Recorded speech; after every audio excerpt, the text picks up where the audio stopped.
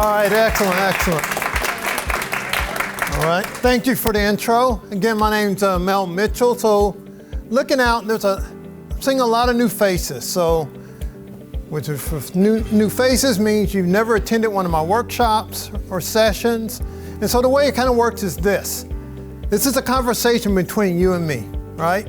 Yes, there's about 30, 40, 50 people in here, but it's just a conversation between you and me, all right? Which means if you have a question, feel free to ask. And if I have a question, I can ask you. Doesn't even matter if you're looking at me. If you're looking at your phone, I might still ask you a question. So you might as well just look at me to where you can at least, act like you're participating. But today we're going to talk about, as she said earlier, setting goals. And I'm going to walk you through a couple tips and also have you to participate, because one of my main goals is this. Yes, it's good to come in, get motivated, get excited, but then if you don't have a plan for the next day, what use is it, right? We've all been to those motivational workshops and you're really excited. It's almost like you wake up, when you wake up in the middle of the night, you see a good infomercial. Like, wow, that's amazing. I'm going to go do P90X. And then you wake up in the morning, you're like, X, I ain't going to do nothing, right? I'm just going to chill, right? So my goal is to help you grow in your career, okay? Is that cool? Yeah. If you said it wasn't, I'm going to still keep on going because they give me about 25 minutes. All right? Okay, so first I want to say Happy New Year to all of you. Brand new year. So I hope you enjoyed it. And hopefully you kicked it a little bit harder than I did this New Year's Eve. I was really, really pathetic this year. I think I'm not going to tell you what time I fell asleep this year. But for most of us, right? So when it comes to the end of the year, you have all these goals and these ideas going through your mind, right? And so you probably the next day start saying, no, I'm going to create some goals, some things I'm going to work on for this year. And that's great. That's excellent. We all should do that. But if you haven't done that, you're going to get a chance to also work on that a little bit. But one of the things that I've found that enables people to achieve these goals, one thing, leadership. But you're probably yo, Mel, this is not a leadership workshop. This is not a leadership discussion, but yet it actually is. Because see, leadership is the catalyst for having a great career, team, or business. You find any team that's doing extremely well, I bet you they have great leaders, hands down. You find a team that's winning, they're going to have some good leaders. But you find a team that's losing, they don't have good leaders, right? It almost goes to what Jeff Immelt says. Leadership begins with a constituency of one. That means how well do you lead yourself? Because if you want to achieve your goals, you got to lead yourself extremely well. It's not optional, right? We've all had and met folks that had extremely solid potential, but they went nowhere with it. But then when you look at their life is not aligned with where they want to go, right? They could probably play any instrument in the world, but they ain't spend any time practicing or recording or doing whatever it could be to promote that career, right? They could have had great math skills, but they were kicking it every night in school. And then they said later on, I just didn't have enough financial aid, so that's why I dropped out of school. But no, actually we know the truth of it, right? They were not focused. Now I can actually say that because I spent some time as an undergrad unfocused. I've seen pretty much all the grades that you can name. You name a letter, I got it while I'm an undergrad, right? Throw out one, I can tell you what class it was, okay? But that's when I wasn't focused, right? I wasn't leading myself well. But as I started to lead myself better, I became a better student, better engineer. One other thing when it comes to leaders, they have an audacious goal. And so if you haven't, if you have some, I want to encourage you first to pull out something to write on, or take notes on your phone or whichever way. But don't say, oh, I'll just remember all of this, because that doesn't happen, right? The half-life on the things that we remember is pretty short oftentimes. All right? So if you don't have some paper, they can at least get you a Post-it or something to write on, a handkerchief, a Kleenex. It doesn't matter, but take notes on something, okay? So the first thing we're going to talk about is creating an audacious goal. Now, what's an audacious goal? It's a goal that is bold. An audacious goal needs to scare you. If it's not scaring you, it ain't big enough. Because guess what? These things that scare you is what gets you up early in the morning, right? If you just say, oh, I'm just going to go through the motions. I'm going to go to work, get my check, come back home. Go to work, get my check, come home. What type of motivation is that, right? God put us here to do things big, right? And so therefore, you need to have an audacious goal that you're going to shoot for. So this goal needs to be so big that it scares you. The second thing about it is this. It's bigger than you. If you can achieve this goal by yourself, it ain't big enough. It ain't. It needs to be so big that you have to get a team of folks around you to help you achieve your goals. Because how many times have you heard of somebody creating something extremely impactful to the world and they did it by themselves? You don't see that, right? It doesn't matter. I mean, Martin Luther King was a leader, but he had a team of folks around him, right?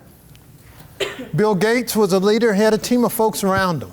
And also, just quick sidebar, where are my Microsoft folks at? Any Microsoft? Okay, all right. So I worked for Microsoft for about 10 years. I always like reconnecting with my family here. The third thing is, this audacious goal is going to require you to grow. Because if your goal is not requiring you to grow, you're dying. Your career is dying. You're not moving in a direction in which you're here to do. So this big goal is going to require you to move to another level. Make sense? So what I want you to do is take about 2 minutes. Yes, this is a big thing, but you're like, Mel, you're only giving us like 2 minutes. I only have a little bit of time. But write down what your audacious goal is. What's that big thing that you want to achieve this year? So take some time and think about it. Write it down. The other reason why I want you to write it down, what gets written down gets done. So write it down. What's your big goal? Now this could be for work, it could be outside of the office, it doesn't matter, but have something that's going to like wake you up and motivate you, that's going to speak to your heart to go out and do something.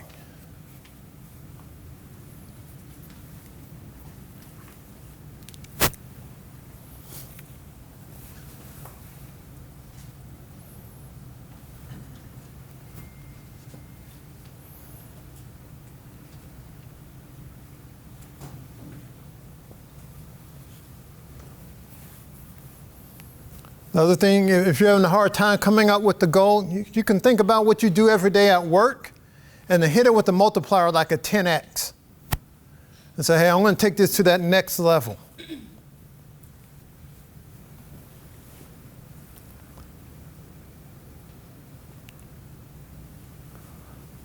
Everybody kind of have something? So this means yes. All right.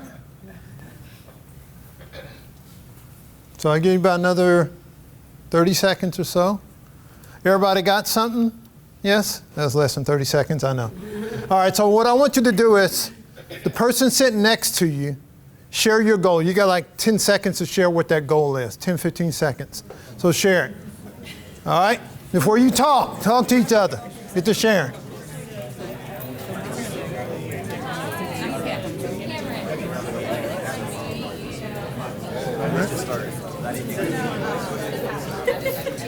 All right.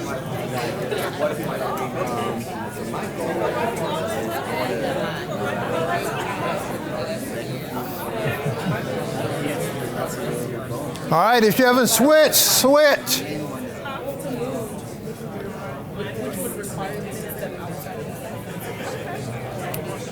All right. Everybody share? Yes? Has everybody had a chance to share? Yes? No? All right, so let's come back. So, hello, let's come back. All right. Okay, so since y'all was still talking, obviously it was a good conversation. So tell us, what was his goal? So you got to stand up, bro. Stand up. You got to stand up. All right. Stand up and tell the group. So tell us what is his goal? Hi, everybody. My name is Ken.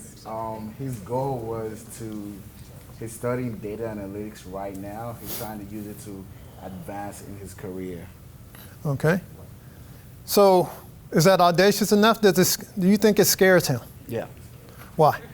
because he's trying to get to somewhere in his career, and for him to get to that place, he needs the data analytics, and so he has to study hard for that in order to utilize that to move forward in his career. So does he need a whole team of folks to get him there? No. So you think you can push a little bit harder? The answer to that is yes. Yeah. All right. All right, so good. So let's flip-flop it. What was his goal? So his goal is he wants to apply to grad school to get an MBA. Okay. So he can make a transition in his career. All right. What school? Canada. In Canada? Yeah. Oh, you getting out the U.S., huh? Bruh, there's a lot of other folks that probably want to join you. But that's a whole separate conversation there. So what do you want to do with that? So the end goal is, the reason why I'm getting an MBA, I want to own different healthcare. I want to own different medical facilities like hospitals. All right. And most especially back home from where I'm from. I'm Nigerian. Okay. The healthcare is terrible there, so I want to be able to bring back the skills and the knowledge I get from both earning a business degree and I have an engineering degree, take it back home, establish a facility, and also open up different facilities around the world. Okay. So I want to get that business knowledge. So are you already working in the medical field? I'm looking for it. Okay. All right. So you're looking for work, medical field? Yeah. So if anybody's here that's working in the medical field that could help this brother, please do.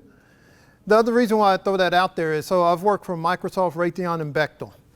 All three of those jobs came from Nesby family. From meeting somebody, not at the booth, but meeting somebody in the hallway, having that conversation, say, oh, y'all hiring? Bam, right? Here's a resume, let me send it over to you. So use your Nesby network to get where you want to be, because there are a lot of folks here that know somebody that can get you where you need to be. So work that network and help him to work his network. All right, so if you know somebody, tell him at the end of the meeting. It's not optional. You got to help. We have to help each other to get where we want to be. Is that all right? All right, that's your first action item of the night. All right, cool. Thank you both for sharing. All right. So your audacious goals requires growth. And the other thing that's going to require, so we've talked about leadership, and so now you're on a leadership journey. So you're at where you are today. You have this big goal, so you got to grow to get to this point over here. You're not going to be the same person as you were when you first started. That can't happen, right? You have to grow. And so as a leader, I want you to think about what are the skills that you need to grow as a leader to get from point A to point B. So if you want to run your own business, you want to run a hospital, your leadership skills are going to be on point. People need to follow you, right? People are going to listen to what you say. And so you need to already start growing those leadership skills today, even before you start your MBA, right? Because those are some skills that take longer. So I want you to think about, and this is just like a start-off list for you, what is the skill, the leadership skill that you need to start developing today? So pick one, or if it's not up there, create your own. But I want you to write down, what is that leadership skill that you're going to start developing this year? What's that skill that's most important that you grow and develop? And that leadership skills is in addition to your technical knowledge, right? Yes, being technically savvy, guess what? Everybody can do the math. Everybody can. You go to other countries, there's tons and tons and thousands, hundreds of thousands of people that can do the same math, but everybody can't lead. For you to hit your audacious goal, you're going to have to be an extremely good leader, especially leading yourself. So what is that skill that you want to focus on first? That leadership skill that you're going to master and become extremely good at. Everybody have one? Need a moment? If you need some help, the person that you also shared your goal with, they can perhaps provide a tip to you also, okay? Y'all good? Everybody got it? So we can do this like church. You can say yes, okay? Right? So we're all black folk up in here, right? So we interact, right? So, amen. That's right, my brother. That's right. Well, okay.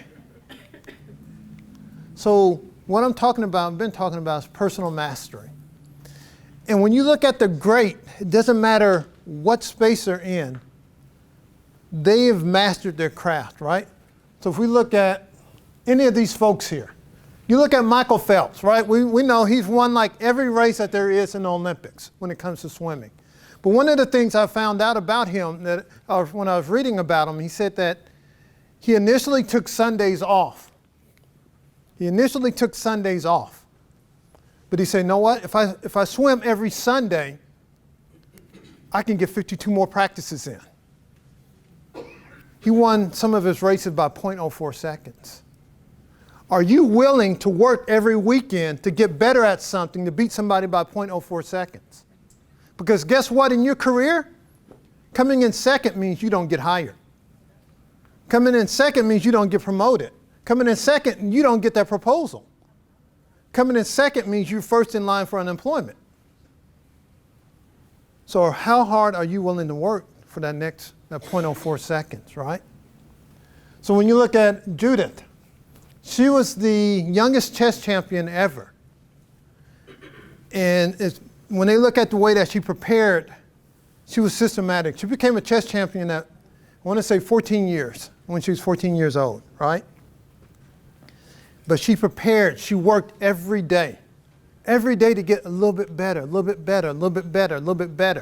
right? When you look at the Olympics again, right, when it comes to winning the race, unless you're running against Bolt, but for second place running against Bolt, this might be second, and this is third. Just that little bit of a lean, but that little bit of 0.001 is going to make the difference, right? I don't know, just curious, how many of you ever got a chance to see Prince perform? No, TV don't count, bruh. TV don't count. No, I'm going to have to move you, all right? But one of the things about Prince, yes, he played 18 instruments, right?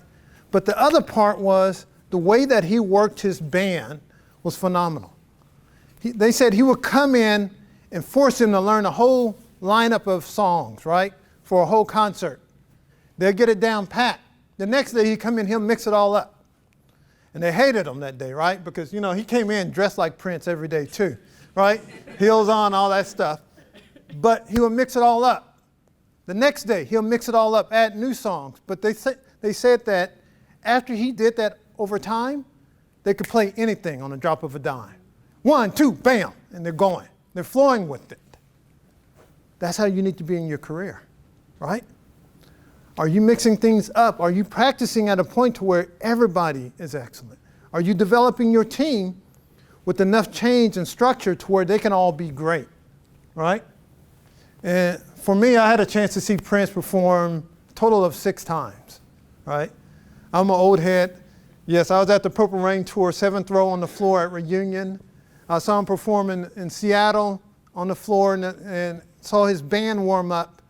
And in the warm-up, the last song they played was like Billie Jean by Michael Jackson. And after they played just the instrumental part, Prince said, that's what it sounded like had Mike had a band, and walked off, right? You know, he's always casting shade all the time, but he was phenomenal. But you might be saying, well, Mel, these are Olympians and artists and so on and so forth, chess players. How does that apply to what we do? We're engineers. We design stuff. We write stuff. We do math. Yes, you do. How many of y'all ever done this before? Exactly. You're having bad flashbacks. Now, I know I got a lot of engineers in here.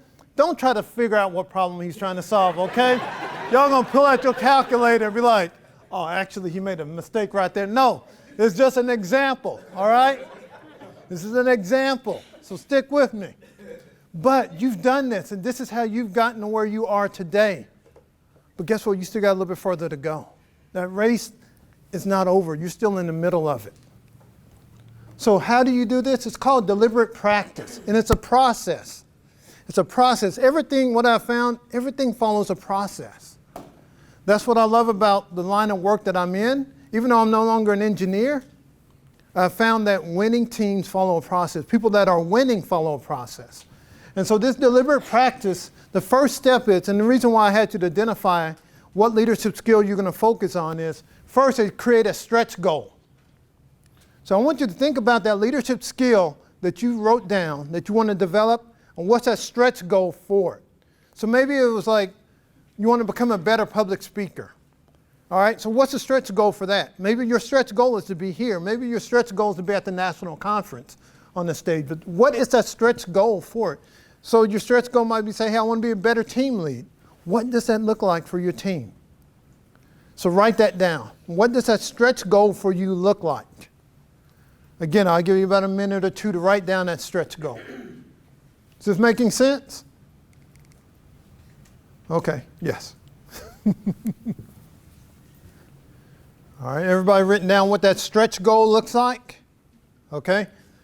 So the next thing is you need to strive to reach that goal. So what does that look like for you to get there? What are some things that you're going to do? Huh? Well, sacrifice is the pain that you're going to experience. But what's the actual step? What are you going to do? So the sacrifice is what you're going to experience. What's the step that you're going to do moving towards it? Is it taking classes? Is it practicing? Is it helping somebody else?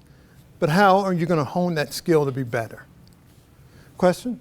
I was saying practice. Yes. So practice is part of it. So when you say practice, write down what does that practice look like.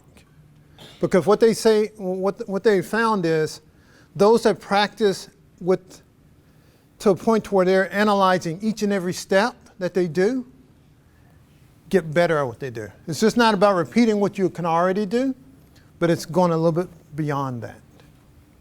All right. The next thing is this, feedback. Feedback. So yesterday, I was at my gym. I work out at Cowboys Fit. And so I was meeting with the trainer, and we're doing boxing, right? And he provided feedback on everything that I was doing, my footwork and how I throw a hook, how, cross, all those things, jab. But it's continual feedback at every step and point in what I was doing.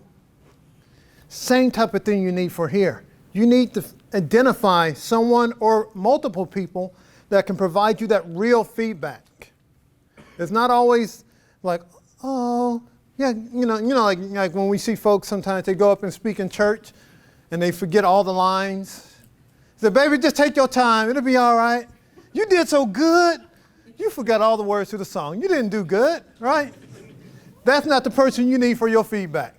You need somebody that's going to provide you that feedback as if it was going to save your life. Because that's what we're talking about, your career, right? Why are you going to be doing these things without the proper feedback? If your boys or your girls can't provide that feedback, find somebody else. Now, you might be wondering, well, my manager will provide that feedback to you. Yes, he will or she will, but guess what? That feedback also will show up on your review. So find some people outside of your review process, right? Make sense? But you got to get feedback. The next thing is, as you go through these items and you seek feedback, guess what? And you've mastered that first skill that you've identified, celebrate. Yeah, have a good time. But then also take some time to reflect. Why were you successful? Why did it take so long? Why did it not take so long, right? But take some time to actually analyze what you're working on and how it turned out, okay? And the last item is repeat. So you're just not going to identify one skill, but actually you need to identify multiple skills throughout the whole year, right, to get where you need to be. So like in your scenario, you've already identified, yes, I'm going to go get an MBA, but you probably also need to spend some time just in the hospital. Maybe go volunteer at a hospital and just have a chance just to get a good feel for it, right? But look at all the other different skills that you can develop and get feedback from. All right? And then repeat it and do it again and again. And guess what? This is not going to feel good. It's going to be painful. This is the pain part of you pursuing your goals. It's not something you do all day, but it's something that you can do every day. Okay? Any questions so far or anything? Kind of makes a little sense? Yeah? All right. So these things were about you, right? The first couple items, seeking feedback, pursuing your goal. But the next thing is, I want you to think about, and this part here is not optional, you need to add value to others. Just like we as an organization here in NSBE folks, right? Our goal is to increase the number of cultural, well, I'm not going to do the whole thing, make you stand up. But when you look at that, it's about adding value. And so John Maxwell, I don't know, if you never read any of John's books, go out and at least start with the 21 Irrefutable Laws of Leadership and just kind of go from there. But he's written 70 other books that you can also read. But John is one of the folks that I've studied for years and followed him. I've taken his certifications, all that good stuff. And I actually saw him speak a couple months ago. And so one of the things that John said when it comes to adding value to people, the first thing you need to do is value people. Value people. And you might say, oh, that's obvious. Well, ask yourself, if you ever think that you're above a group of folks, you're not valuing other folks around you, right? Because we've all probably worked and been around people that think they're high and mighty, right? Or say, oh, the work that they do doesn't really matter. They don't, but if you look at what they do, they don't add value to people, most likely. But you have to value people to add value to them. The next thing is, you have to think of ways to add value. So I want you to do a couple things right now. Actually, write the names of 3 people that you want to add value to. And they cannot be in your family because you're already supposed to do that. You don't get no points for adding value to your kids, right? To your brother, to your wife, your husband, right? That's what you're supposed to do. But think about folks that you're not currently connected to, but that you want to add value to. All right? And then I want you to think of ways that you can add value to them. So write their name and then also write down ways that you can add value to them.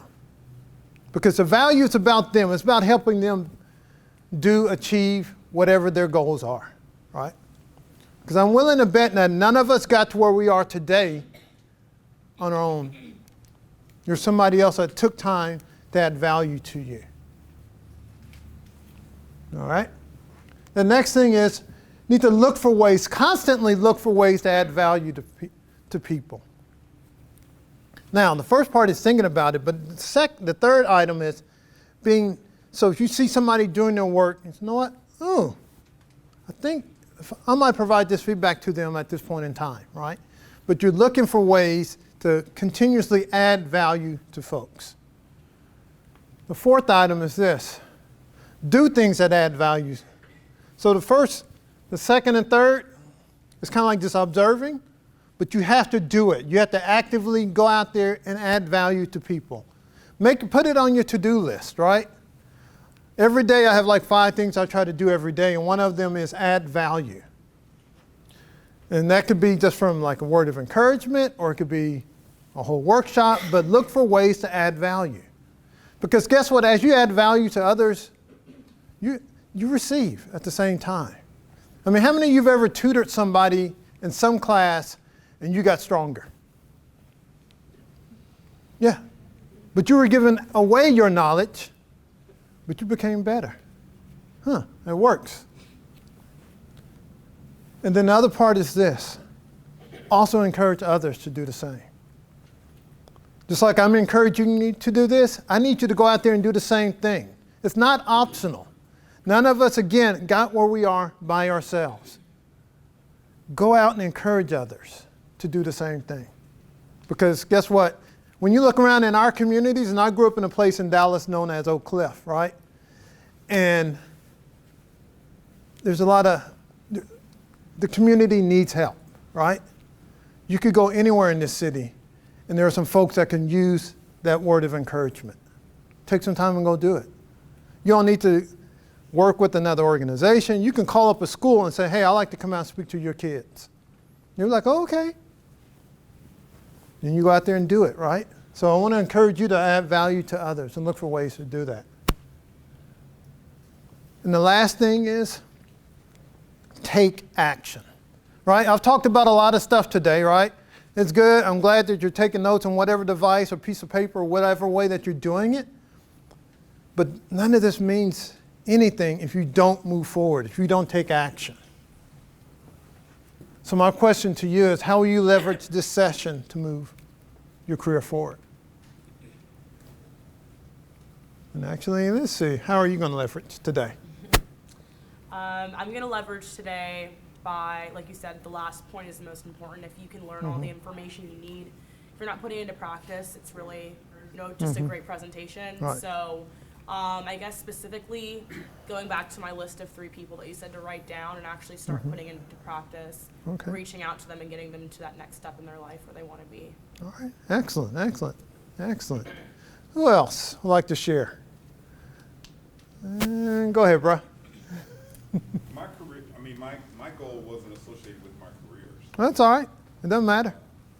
So my goal was to do a 100-mile bike ride. So, Excellent. one of the things is to get into a cycling group and try to encourage some other riders to ride with me. Mm-hmm.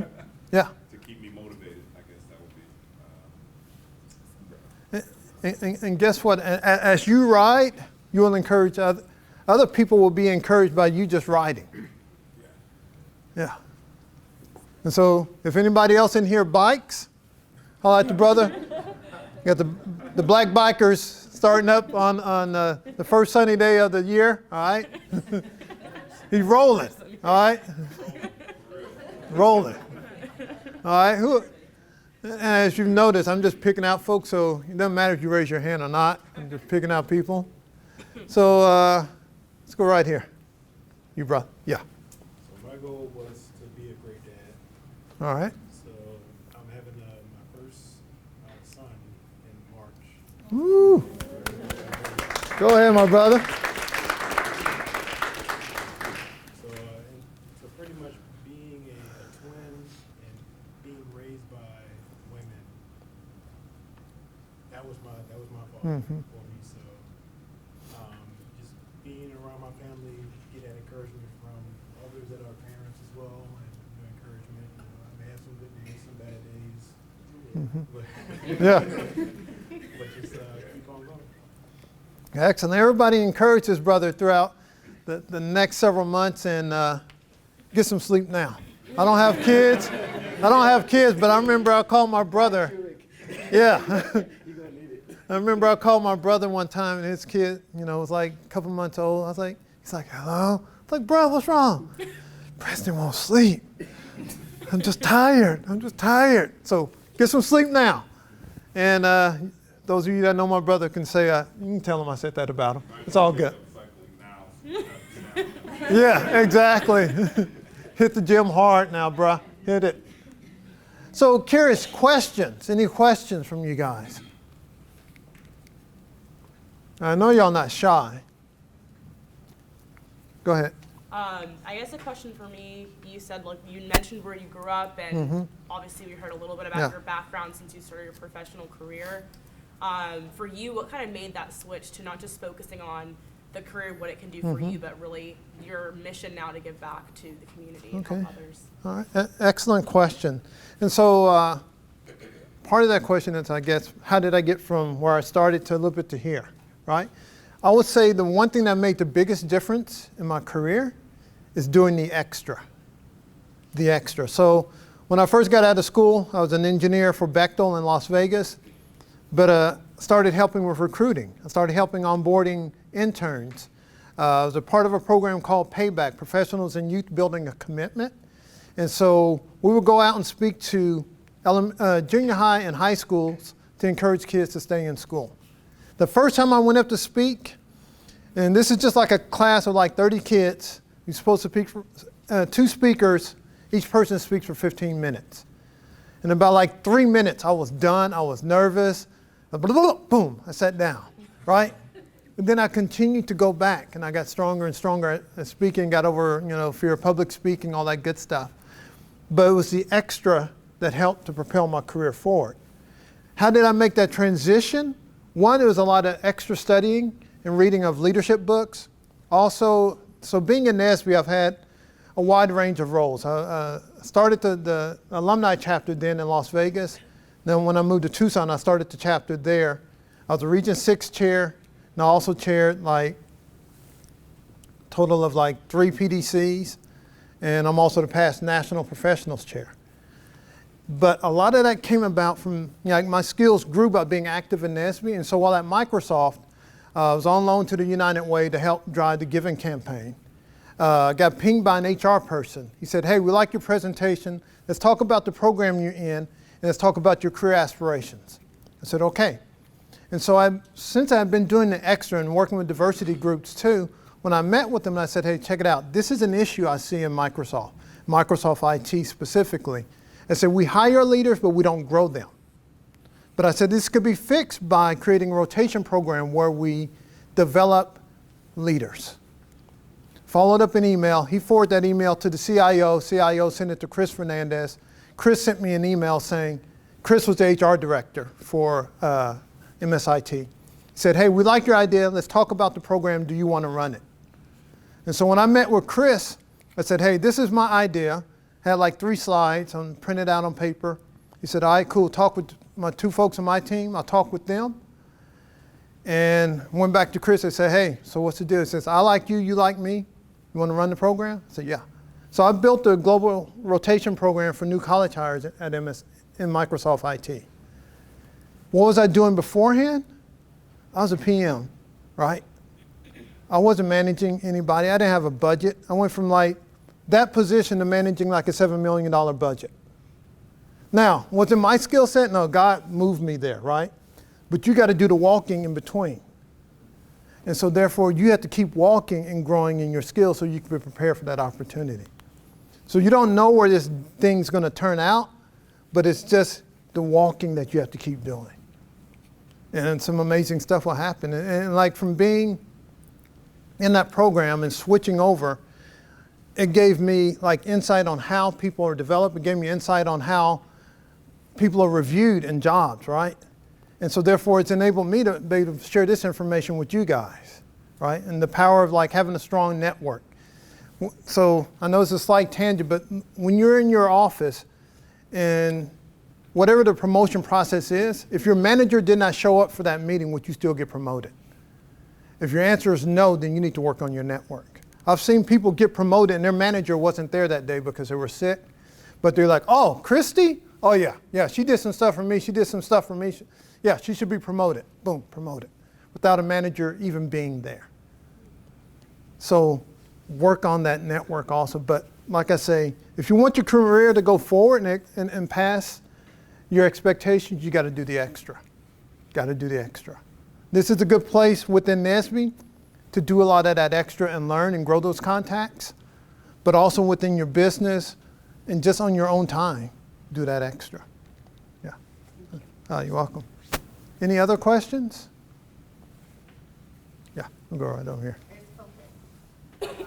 As you set your goals, how do you keep yourself accountable? Great question.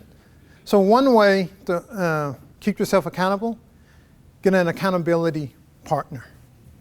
So I got a buddy of mine, we talk like once a quarter, and we're always checking in on each other. It's like, hey, how are you doing on your goals, right?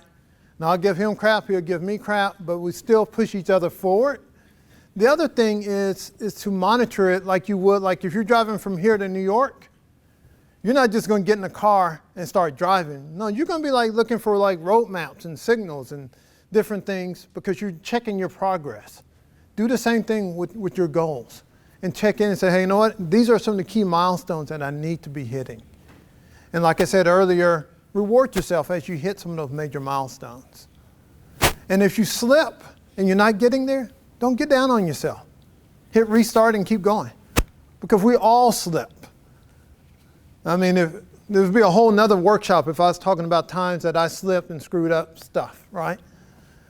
But yeah, just keep pushing forward. We'll answer one more. Go ahead. So I guess it goes along with the accountability. You were talking about walking along Yes. the way. How are you self-assure yourself when you're walking that the steps that you're taking are taking you in the correct direction? The answer to that, I would say, is faith.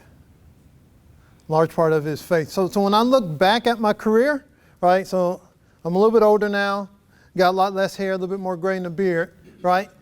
I can look back and say, you know what? I didn't order my own steps. He ordered them, right? And so therefore, I know I just have to keep doing what I'm supposed to do. And so one of the key things I would say when it comes to the walking is understanding what your purpose is. Define what your purpose is for yourself. Spend time to sit down and say, why? What is my why? What's really important? Why am I here, and what am I supposed to do with this knowledge that I have? And it's something that will speak directly to your heart. I mean, something that you're probably passionate about, something that you wake up early every day just to do, and then go down that path. And years later when you look back, you're like, dang, okay, it's been kind of a cool ride. Looks like she's trying to give me the go. But actually, I was going to say switch back just to where I could show my contact info. It's all good.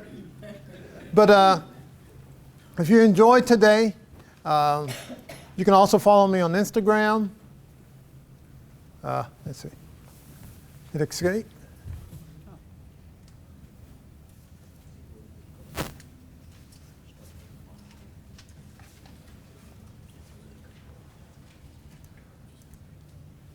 All right, so there's my contact info.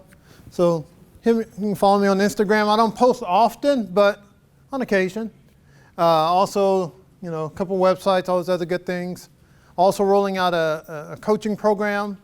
And so if you're interested in that, shoot me an email. I'll make sure that I'll send you some more info on there also. But then again, NASB family, I want to say thank you. Thank you for your time. Thank you for being attentive. And I hope this was helpful for you. Thanks.